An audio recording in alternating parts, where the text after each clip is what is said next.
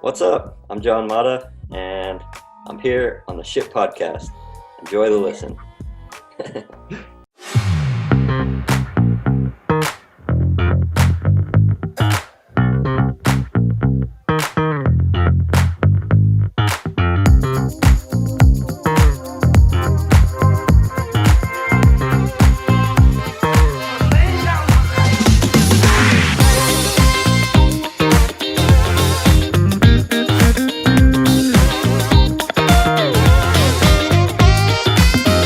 What's up, guys? Welcome to the Shit Podcast, the podcast in which we talk with great skateboarders.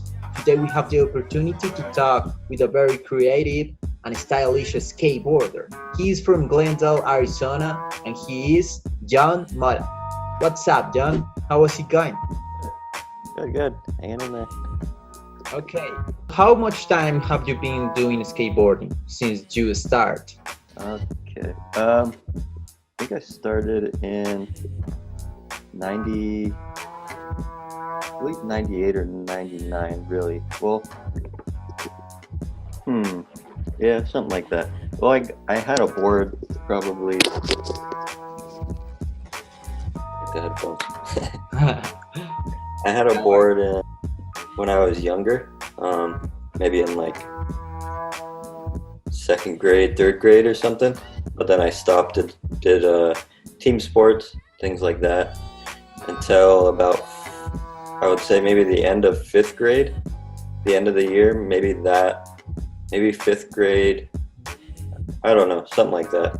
But okay. So whatever year that was, it's been probably around 20 years, I would say. Okay, like 20 years skating. Yeah. And how was the motivation in that moment? What motivated you to start in this beautiful world of the skateboarding by that time? I think it was just neighborhood kids. And like I said, I had skated when I was younger, but it was just like messing around. And then I think just it was more so neighborhood kids. And then I didn't understand skateboarding at that point, so I was just doing it because neighborhood kids and shit like that. That's true. So yeah, I think it just who I am, my personality. I'm pretty independent and introverted.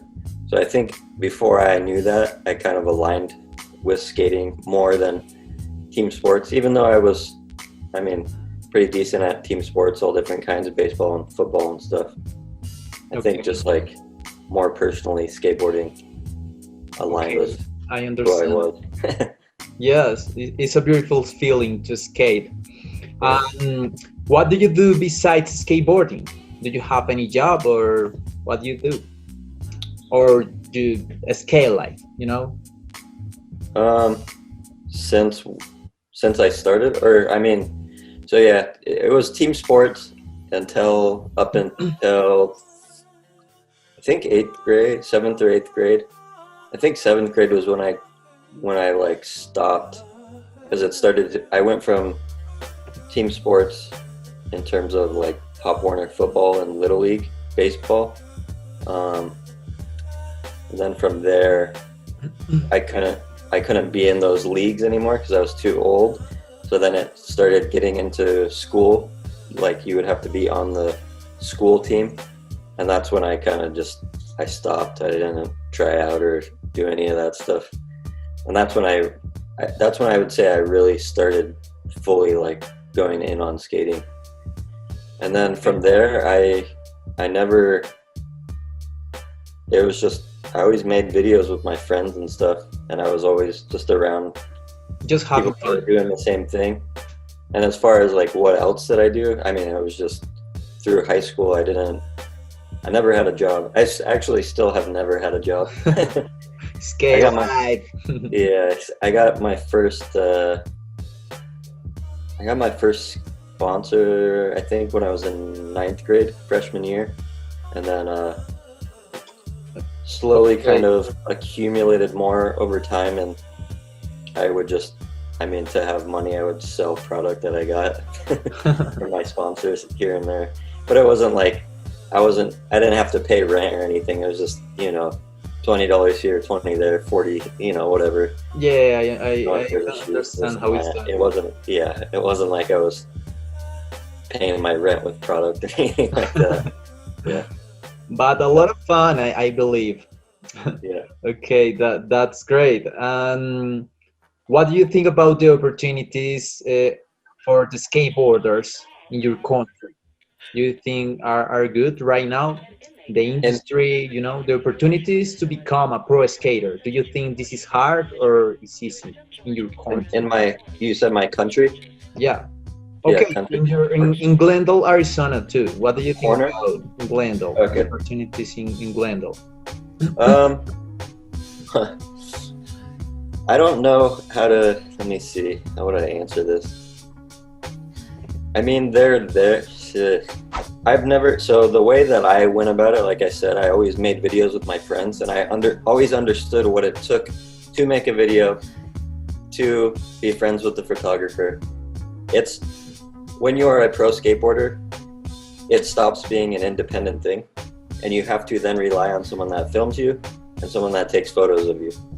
It's the photo aspect of it has kind of went away, just because magazines are kind of dying out. So that's kind of been less, yeah, the photo aspect has kind of died back. And the video aspect to me has become very commoditized. So it also is hard to say what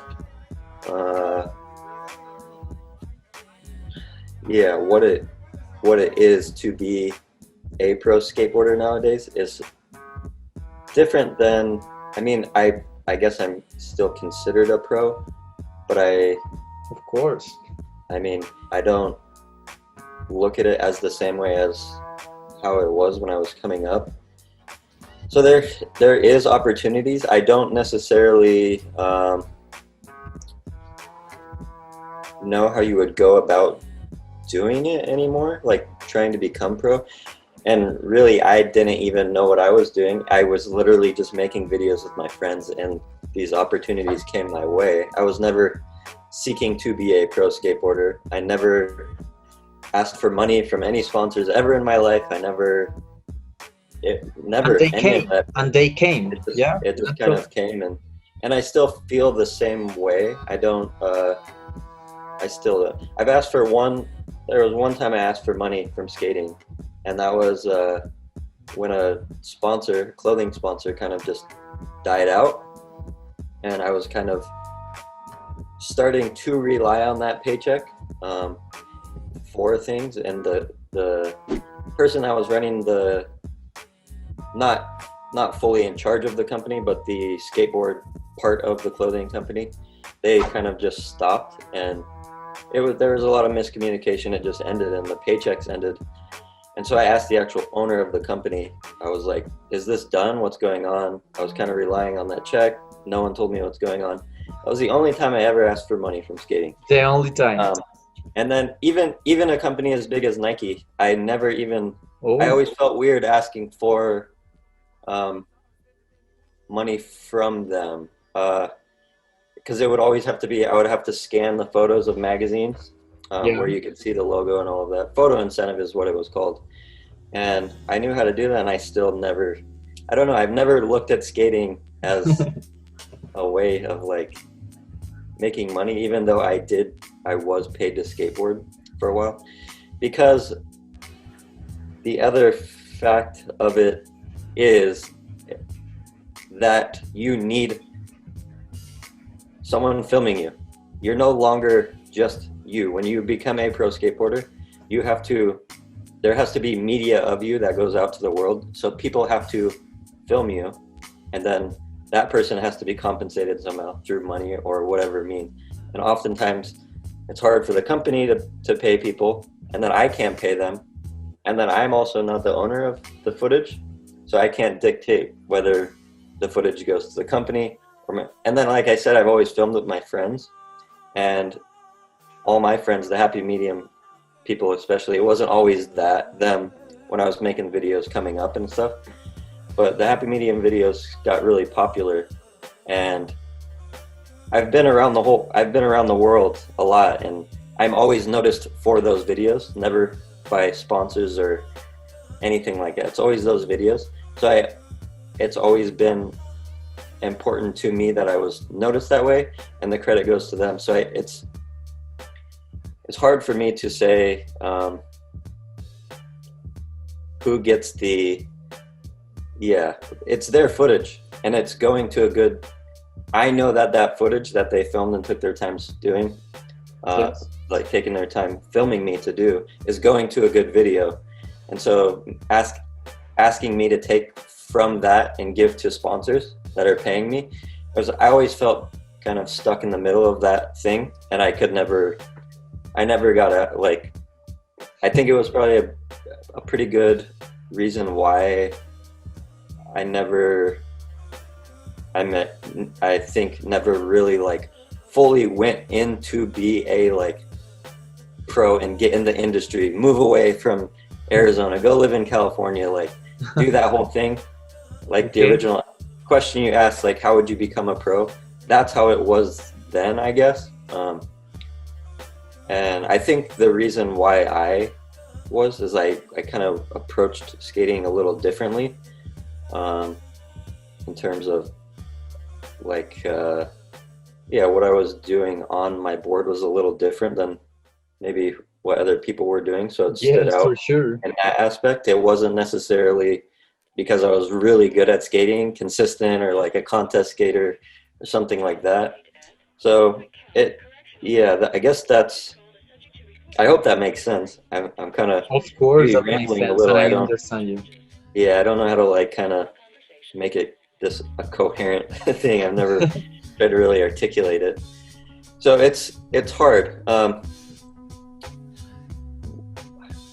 So I think it's the same way, in terms of you need someone to be filming you, and I think now is iPhone, and some people I have the iPhone, I didn't spend all this money on the equipment to film you, so who gets what, who's this and that. So that's always a weird thing that I think people don't really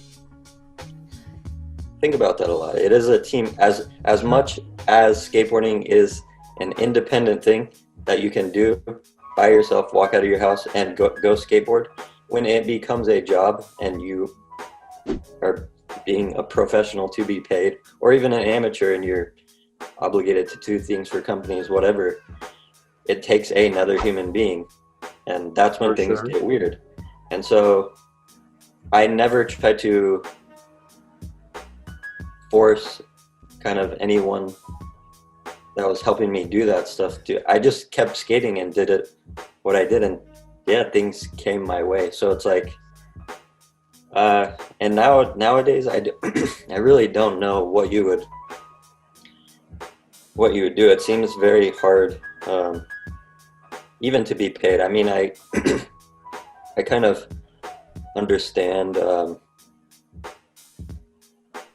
general pay of like actual real skateboard sponsors, and it's hard to make a living from that. So it's probably harder now.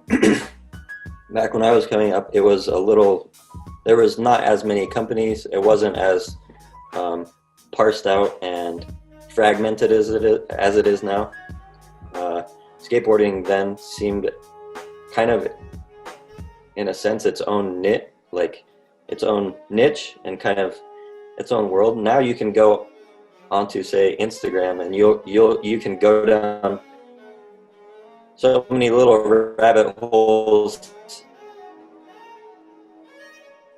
in skating itself. It's so forming, or say even 10 companies that just have the ability to own the market, so that things aren't as dispersed, so therefore they had more money to pay people. And so it almost seems like, I don't know, the best way to do it now is obviously still, film, and you need someone filming you, but also, maybe the route of YouTube channels, things like that. There's also the like influence kind of aspect. You have followers, and then kind of maybe try to get paid for partnering up with companies instead of you're like fully on the company sponsored. Maybe there will be like a month of time where you make content or things for that company, and then you're paid for that project, and then you move on to the next company. I could see things going that way, or yes, the YouTube channel where you try to monetize that. I don't know. Man, I agree with you. Skateboarding is so different right now. So Yeah. what do you think? What do you prefer? The skateboarding nowadays, or maybe before in the early 2000s, you know? How do you see that evolution of the skateboarding? What do you like the most? I mean, I just like skating with my friends and making videos, and they just happen to be really good at it, and so therefore it gets shared around, and that's how I've got the name and the recognition of what I am. And so I've never looked further than that. I've never tried to understand my worth on a skateboard and what it means to a company. It was just like, it came to me. I've never cared to. I've more so liked that I get the product, and like it just that allows me to keep going, because I also am a very, I don't need a lot of things in life, you know. I live in a 600 square foot studio. I own my own business that makes pretty good. I mean, we do pretty well. I don't need to be living. I could probably go and live somewhere else, but it's cheap here. I don't care to do things. I drive a truck that's, you know, it's a 2002 truck.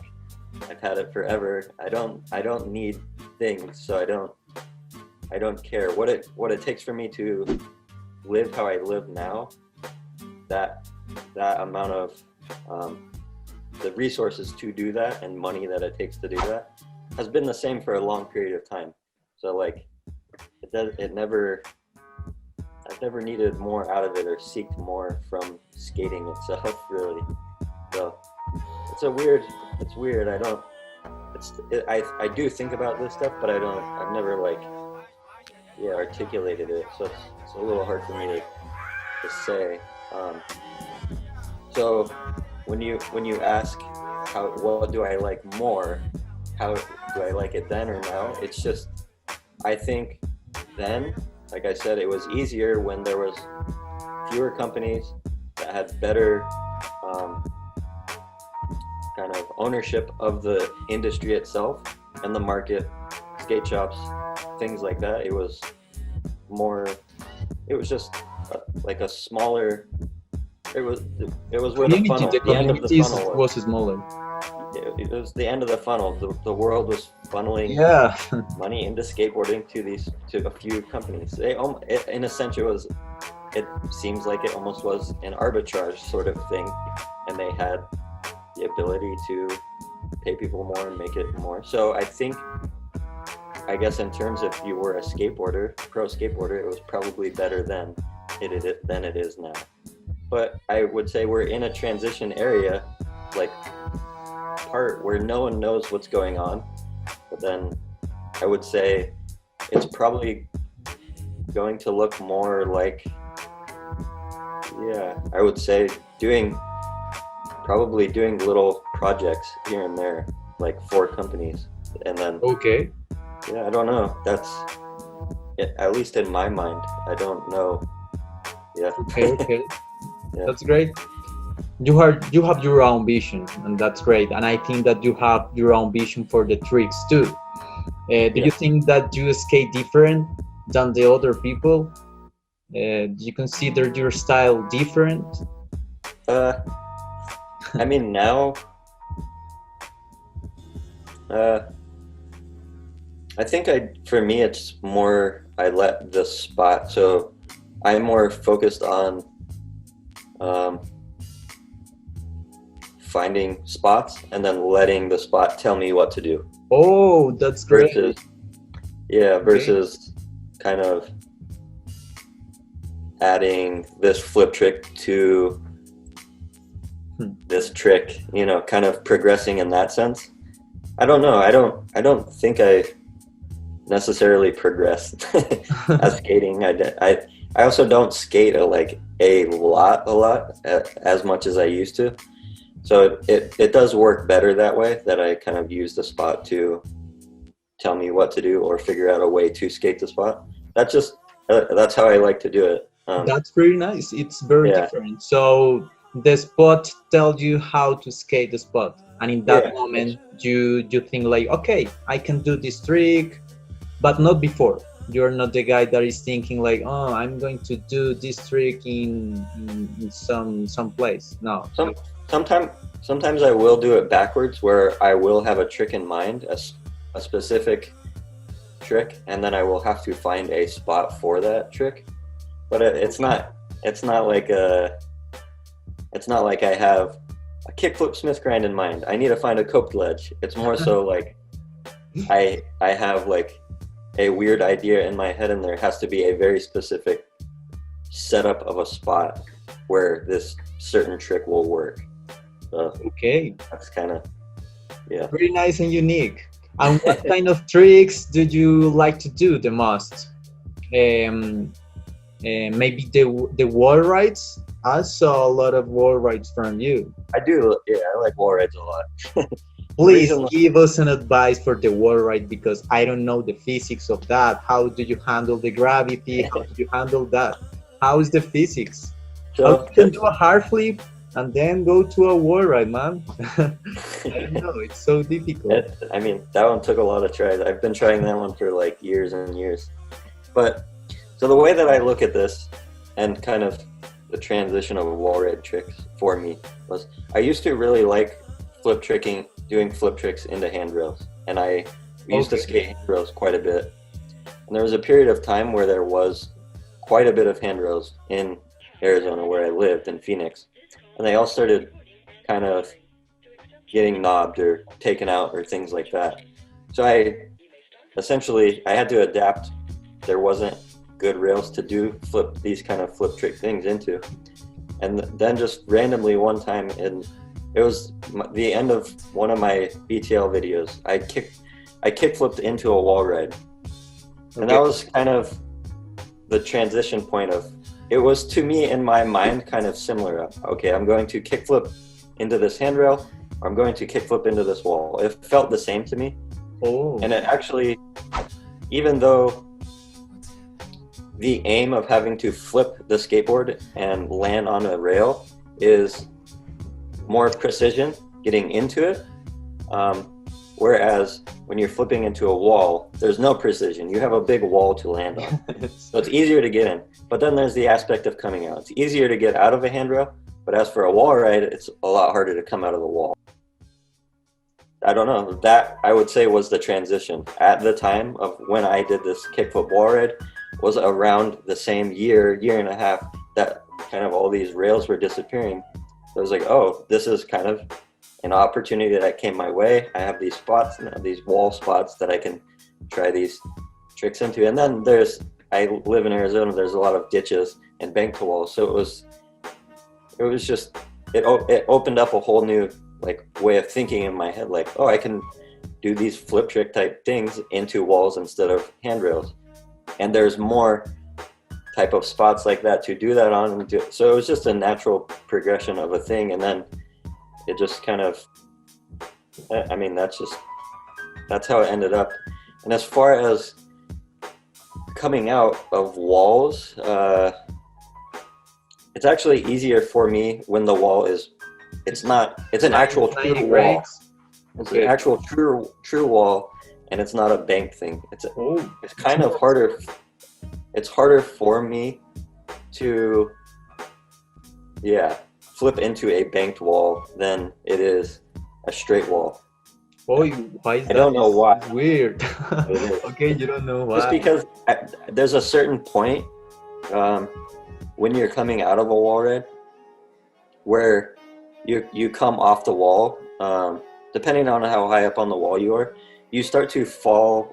There's a point where you put the pressure on the tail and you start falling out of the wall, and you kind of splat the ground. Whereas when it's banked or slightly banked, you're obligated to stay on the wall all the way to the ground.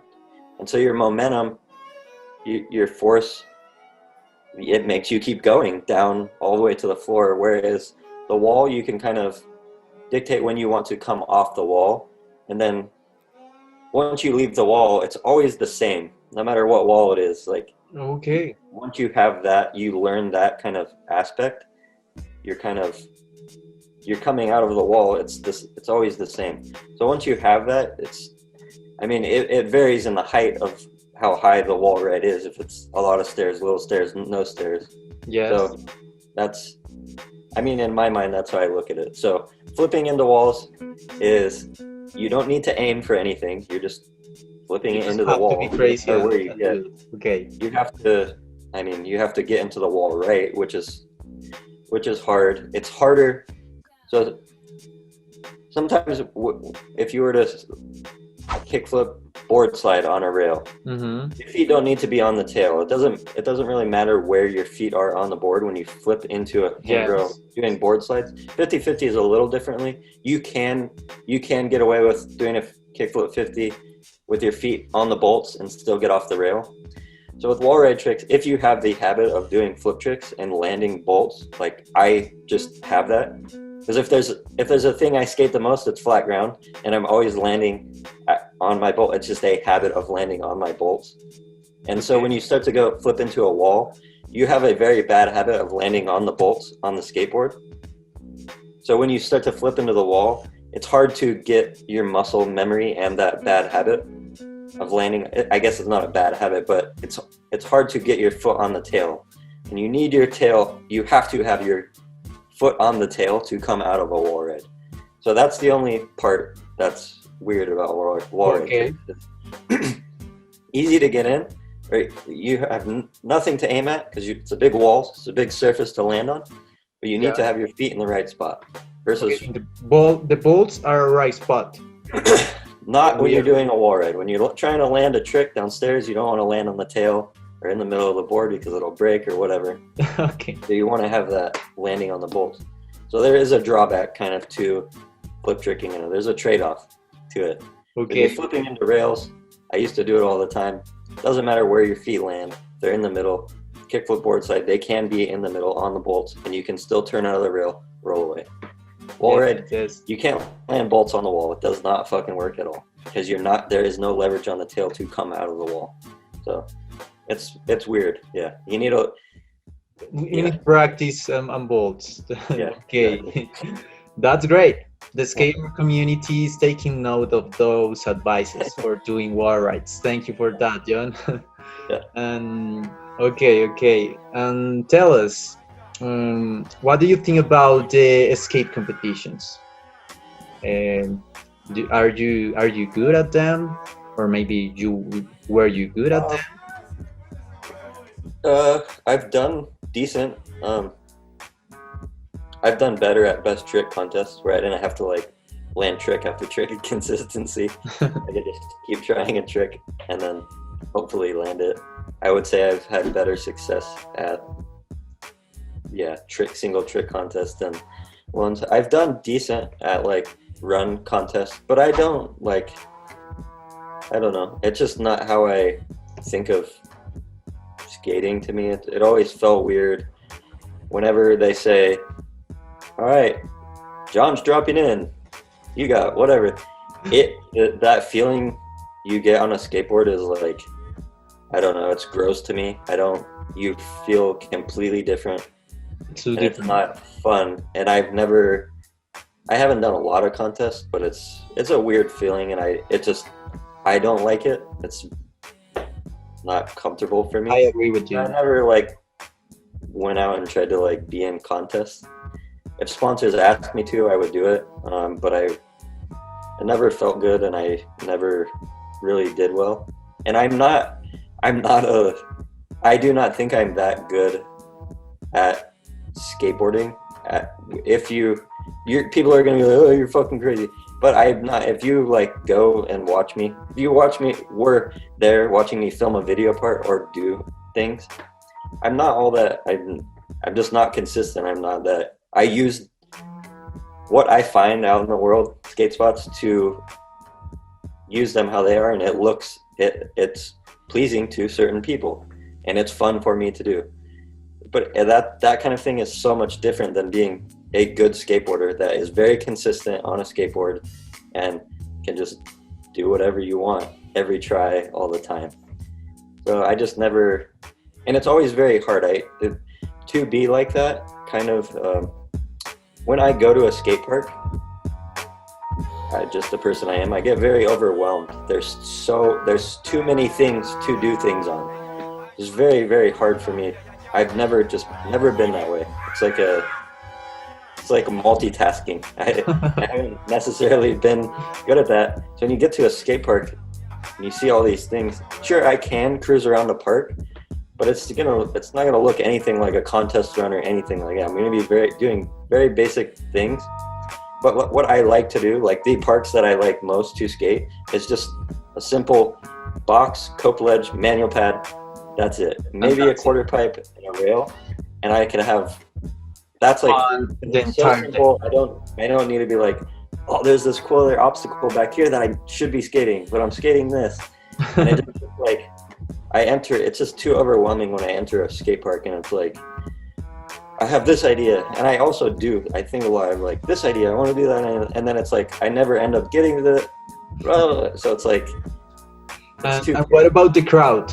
The crowds in the skate park. Did you enjoy? For example, I don't like to skate with so many people in the skate park. It's very overwhelming. I just like the skate park for me and my homies. A little bit selfish, but yeah. And what for you? Are you skating with people?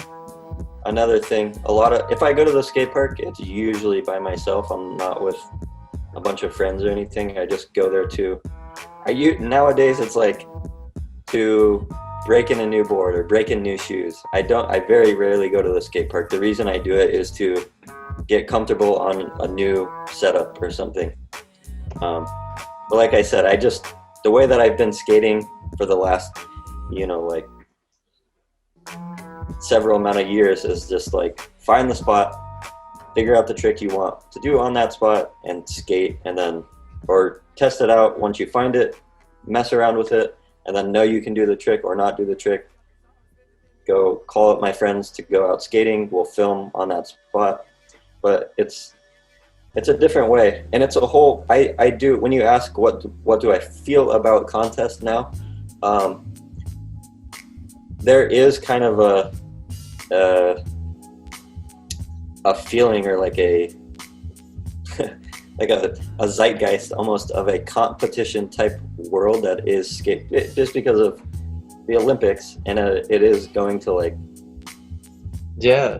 I think I'm not against it at all, but the thing that I am against, I'm not even against it. It's just, I think people need to be very careful with getting into skateboarding to get into the Olympics, or getting into skateboarding to compete. The things that skateboarding can teach you, and the tool that a skateboard is, can teach you so much more stuff about life. Because you can't bullshit on a skateboard.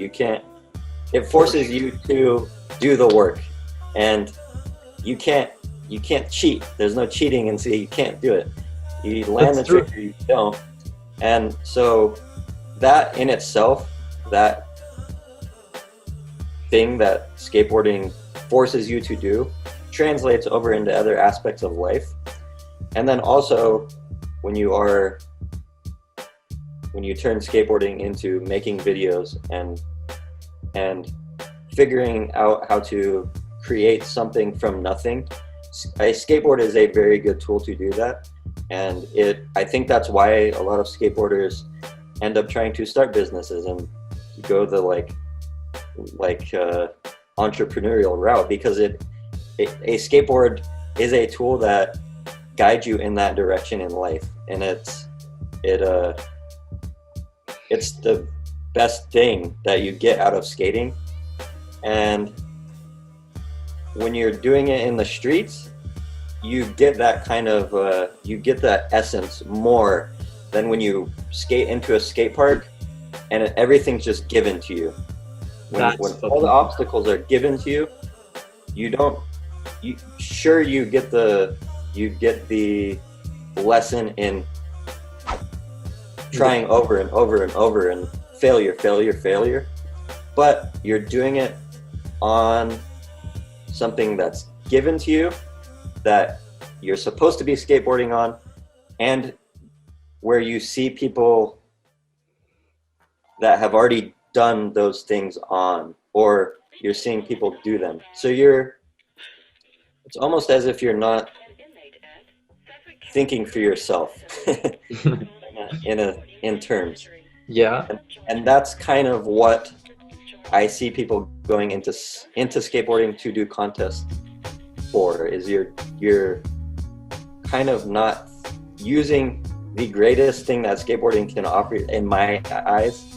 You're missing out on that, kind of creating something from nothing, learning how to figure things out and do them for yourself. Whereas when you see someone win a contest and you want to be that person, you're going to go to the skate park and try to become the best thing you can by mimicking what this person did in the run, all of these things. And and then if you do end up in the Olympics and you do all this thing and you don't win, like, there's all this momentum, and then you might get whatever, you might not make it into the Olympics next year, or the contest next year, and then you might get put off by that and not like skateboarding because it didn't work for you going that route. But there's the route that I'm talking about that I went, and what skateboarding allows you to create something from nothing and learn that sort of way that translates out into other aspects of life and makes you, it builds character in someone, and that, I think I don't know, there is a difference to me in the way that you use a skateboard. And I think I don't want that. That's one thing I don't want to lose, like skateboarding to lose. I don't want that kind of artistic the artistic part of the skateboard. That way that it can't do, like using the skateboard for that thing. Needs to stay. This is one thing that people have problems with big shoe companies and things like that. I'm not going to get into that conversation, but what I do like that they are doing really well is they are promoting people that are still skateboarding in the streets more.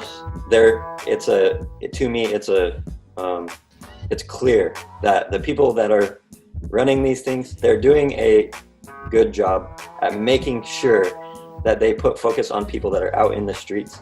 Even though they do sponsor people in contests, and sure, they're going to sponsor contests, the content that these shoe companies put out they are doing good at making sure they highlight that aspect. They really focus on that aspect of skating, because that needs to stay. To me, because it's what skateboarding is. Someone put wheels on a skateboard. It wasn't a big company that came or that existed. Someone put wheels on a skateboard, and then it progressed that way. And I would say skateboarding still is young, relatively young, in terms of things it is. And it is that creating something and growing that way. And it needs to, I think it can go whatever way it wants, but to me, that should always be a part of skateboarding, or the biggest part of skateboarding. I agree with you. It definitely is the content. You asked me the question, contest. It is getting to be a bigger thing.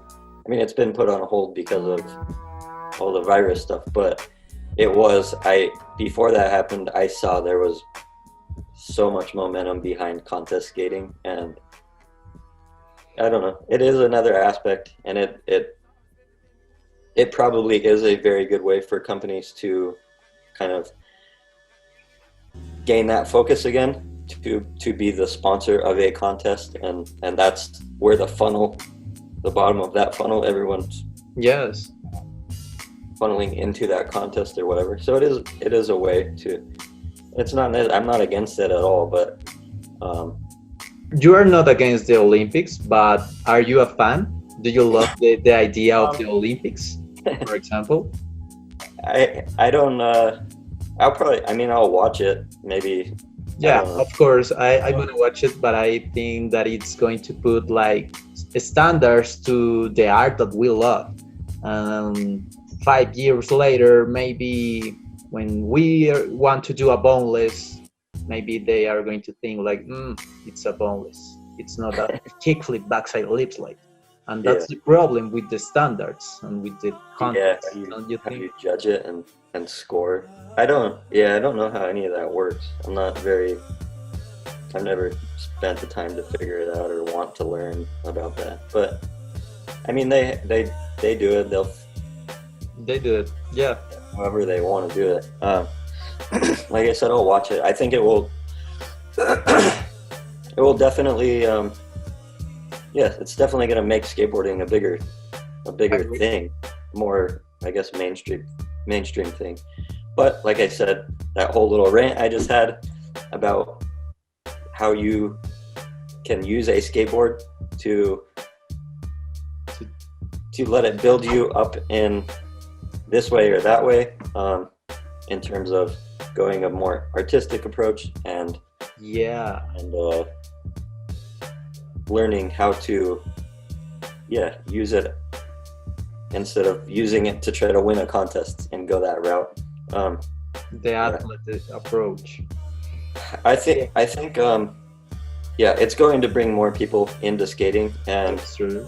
Like I said, but I hope that. So I like to think about this with gymnastics and parkour. I think about this, and I don't know the history of either one of those things, but to me, parkour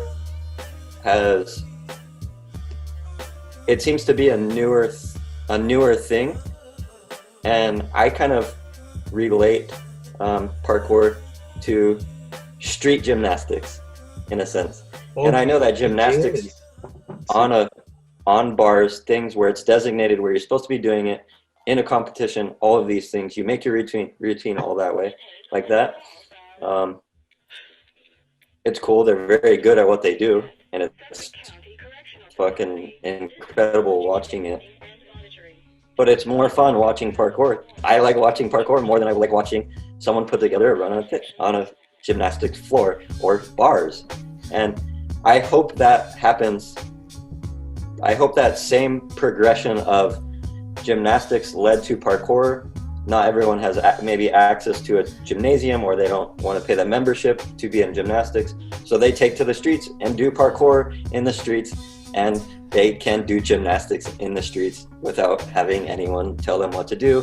And they go around, they see a spot, I can do this parkour thing on that. And I hope that happens with skateboarding. So the amount of new people that the Olympics bring into skating, I hope that, yes, it brings more people in, and then it teaches them that aspect of skating. It brings them to the parkour or the street skating side of skating versus like skateboarding fully going all in, only contests, and that's the majority of where people go. I don't know. So yes, it's a good reason. I like that. I like that. Pretty nice vision of that. Okay, John, what is the most rewarding experience that you have had thanks to skateboarding? Maybe a trip, maybe... Yeah, traveling. By far, traveling. That is probably the most I've got out of being a pro skateboarder. Like I said, I know what it takes I know what's going on in all of these companies to run, not necessarily run, but it's someone's name is on a skateboard. You need to film them, create media around them, all of these things. That is what a skateboard company is. That's how skateboard companies operate. And you can do that no matter who you are. You can do that with your friends. That's how I became the skateboarder that I am. I did it with my friends. So I never fully got sucked into that kind of, I never moved out of Arizona. I never ditched the people that filmed me, that got me to where I am, to go live in California and pursue, to do all that. I never got lost in that. So that kind of world it was never what I got out of skating. And the thing that skateboarding then allowed me to do, because I went that route, was they allowed me to fly around the world on a skateboard. And that was the best thing in terms of skating that I got out of it, not an industry, but as a pro skateboarder. It's just the mindset thing that I have. It's great. Yeah. So, and it's, I don't know. That's just the way that I. That's it. Okay. It's definitely travel by far around the world, all the continents. You travel to Asia, Europe. Australia. I've never been to Asia. No South America. Canada. No Mexico. And what do you think is your favorite place to skate, more than the United States? The best country that you say, oh my God, the spots are so fun. Man, to travel, I'm going to take notes. Over in Europe. I'm going to take Europe. Europe? Yeah, over in Europe, there is like very good. It's Okay. It's the architecture there, everything. It's really good, and it's very laid back. And it seemed to be, I never had problems with getting kicked out of places, or I don't know, just more laid back, and nice. Seem to not care as much over there that you're skating on. And what about the community? It's different than the American community of skateboarders. That's what I mean. Yeah, it's more laid back and not as uptight. I feel it's gotten better here, and probably thanks to the internet. So many more people see, like the average person sees skateboarding now on the internet probably way more than they ever did, and so they know that what we're doing on the skateboard isn't like the malicious thing that they always thought we were out to do to destroy their property and all. I think that has also helped. The internet's helped that kind of. It is more laid back now, and I mean, there's been plenty of times now where I've been skating like downtown Phoenix, and police will drive by, and I'm like skating through the middle of the road to try a trick, and they don't stop anymore. They don't. So it's just it's changed a lot, and I think that is a good thing. And it's more along. I saw that because I've been in Europe like years ago, kind of I would say before the like Instagram thing and all of that kind of really started to take over. So it was more laid back then, and I think kind of where I'm at, or the things that I'm around, the places I'm around now they're more laid back than they used to be. And I think it is because of the internet, I would say. People are they see it more, and they see that it's great what we're doing, and we're not there to just destroy shit. Yes, you know? for sure. Internet is great for skateboarding. I would say Europe for sure. And traveling Europe, but that's kind of the only places I've seen. But I mean, Asia, and like the spots there look insane. I've just never done it. Yeah. China, my goodness. There are spots everywhere though, anywhere. Everywhere. Look how I skate. A majority of the video parts that I've done have been in Phoenix. Like I haven't made many video parts outside of Phoenix. So I know it's a skill that I've learned, that you see a spot, like I said, I let the spot tell me what to do, and there's spots literally fucking everywhere. You can say that you see a spot everywhere, man. You can see a spot, and I would say that is a muscle that you have to. It's a muscle in your head. You have to learn to do it. So a lot of people think they are doing that, but they aren't.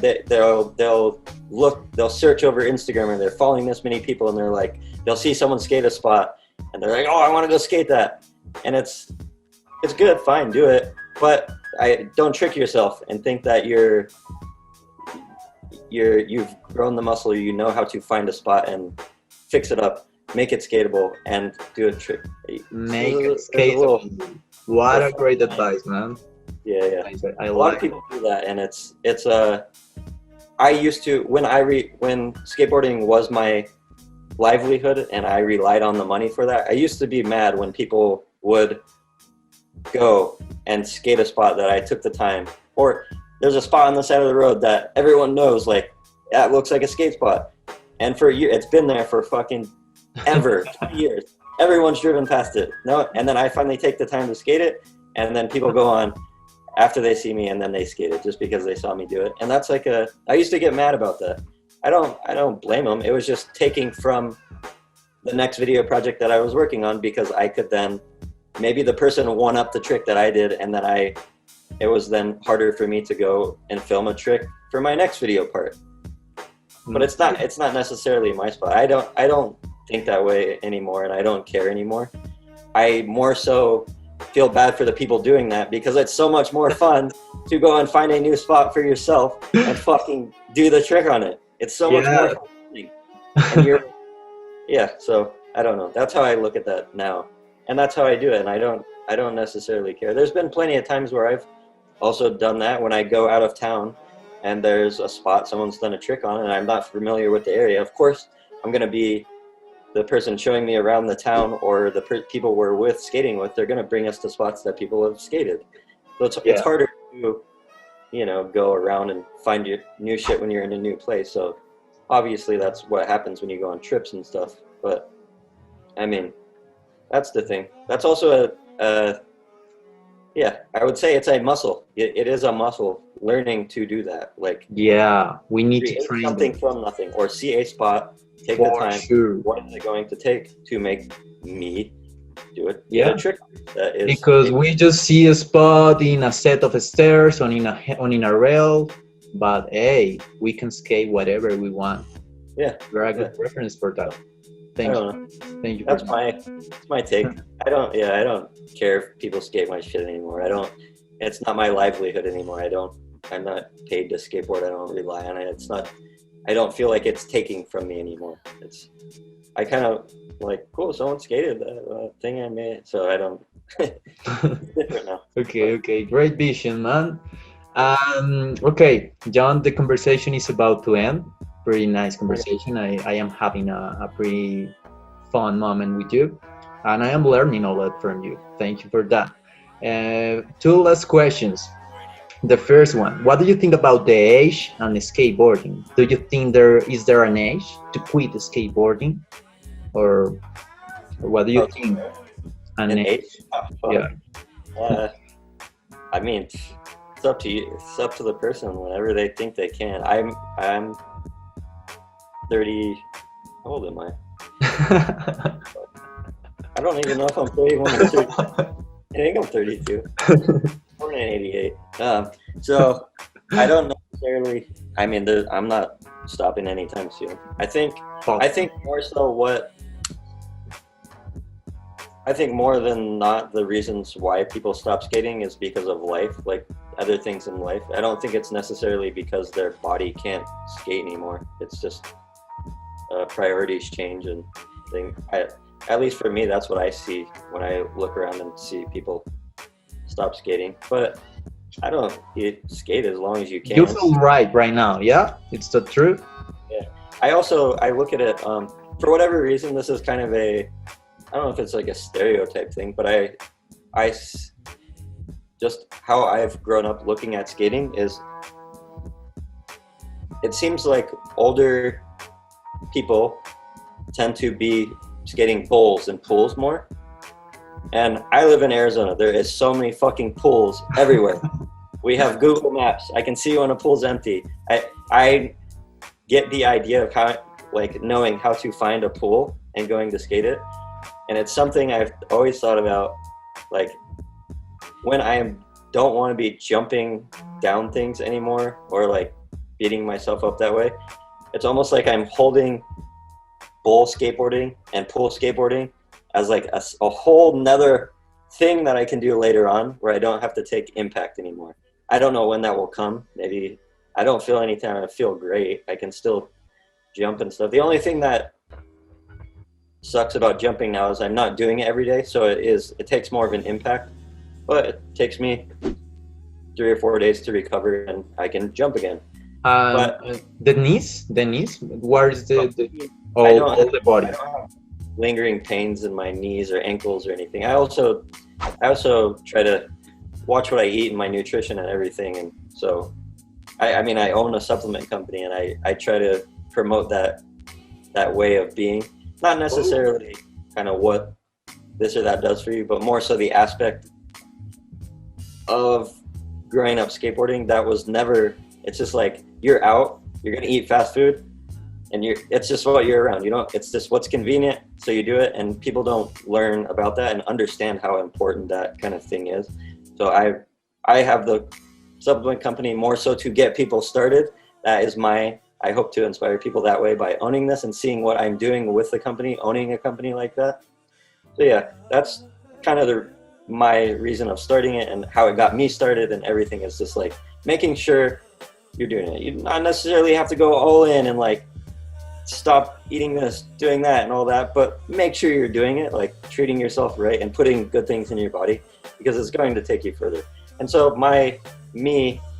like you need to get started doing that. It's just a thing, no matter what age you are, it's a good idea to do. Make it normal for yourself, do it. But as far as that, I do watch what I eat, and it is, I would say, has a direct correlation to how I feel. And like I said, my ankles, knees, nothing hurts on me. I don't have that. I'm 31 or 32. I don't know. I think I'm 30. And you feel great. Okay, that's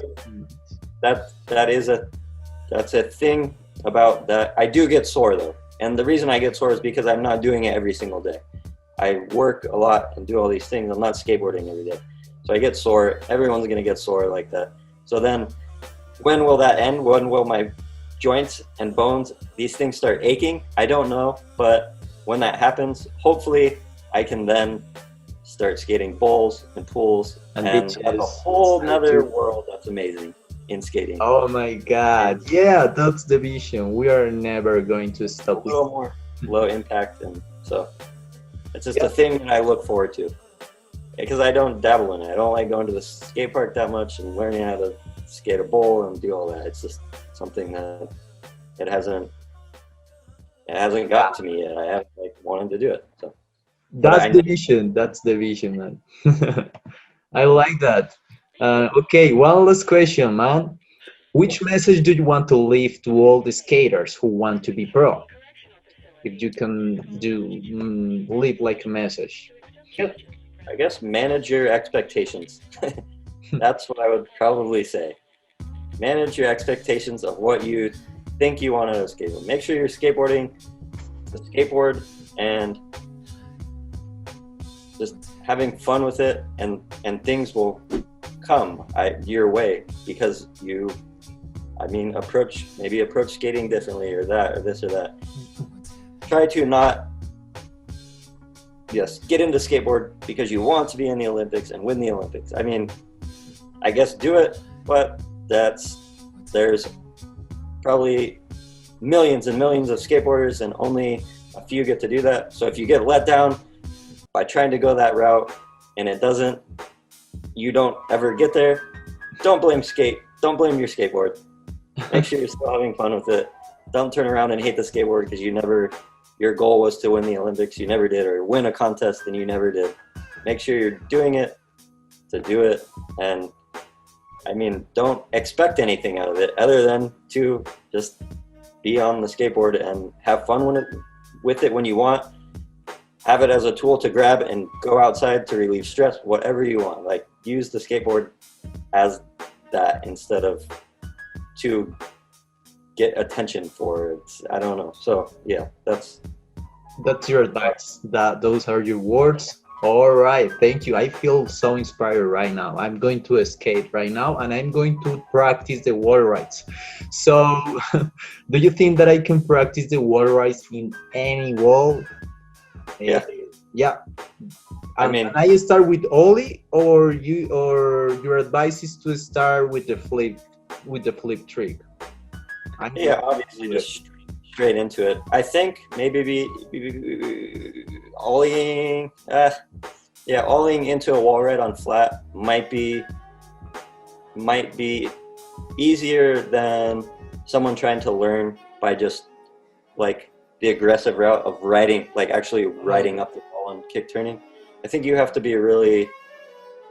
have some kind of you have to have your timing down on a skateboard to a point where you're good, and you have to have kind of that aggressiveness and that power on a skateboard to be able to ride up and kick turn wall ride on a wall. So I think if you wanted to learn a wall ride, ollieing in is probably better to start that way, I would say. Yeah, ollieing in, trying to learn how to get out, because that will also help you of getting out when you're trying to kick turn, like actually right up the wall and Okay, I'm being like in front of the wall, you know, like ollie, or just like for the side. So not completely parallel with the wall, and not All right. completely perpendicular, kind of a slight angle at it. All right. Ollieing into the wall ride. And backside. Backside is better. I find it easier that way. If it's just like, because you're asking like just going out, like what it kind of meant, like can you go on any wall? Yeah. I mean, if you have a bank to wall, then it's easier to ride up the wall and kick turn. It's a little harder to do in whatever. Ollie to a wall ride on a bank to wall. It's easier to wall ride it, but just straight going outside any wall, it's probably better to start like trying to ollie in and hit the wall than ride up and turn. All right, I'm going to try it, and I am sure that a lot of people are going to try it. All right, thank you, John, for accepting the invitation. Thank you for the words. Thank you for the advices. Thank you for the time. It was pretty fun to have you here in the Shit Podcast. Thank you. Yeah, awesome. Thanks for having me. I hope that someday maybe we can skate. Yeah, that'd be good. You're in Colombia? Yeah, I'm in Colombia, but I have plans to travel, man, to Europe, to USA, the world is waiting for us, so we are going to travel. Hopefully it'll open back up and travel can happen again. That's it, man. Okay, thank you so much, and yeah, that's it. Good vibes for you, man. Yeah, and just let me know when it comes out, the recording and all that, and send it my way. For sure. Yeah, we will tag you. All right. Awesome. Thank you, John. Have a great weekend. Yeah, you too. Bye-bye.